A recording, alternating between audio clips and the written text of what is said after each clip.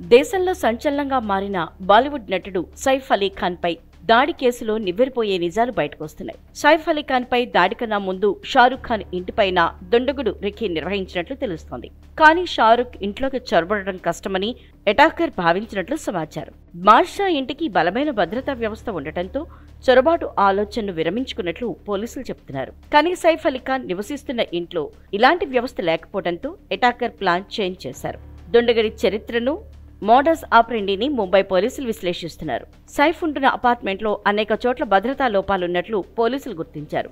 Visitors log book లేకపోవడం, emergency exit దగ్గర CC కెమెరాలు లేకపోవటాన్ని పోలీసులు గమనించారు. గురువారం తెల్లవారుజామున 2:30కు సైఫ్ అలీ ఖాన్ పై దాడి జరిగింది. ఆ తర్వాత ఆయన్ను ముంబై లీలావతి ఆసుపత్రికి తరలించారు. సైఫ్ చిన్న కుమారుడు జహంగీర్ పై దాడికి యత్నించిన దుండగుణ్ణి అక్కడి ఆయా అడ్డుకుంది.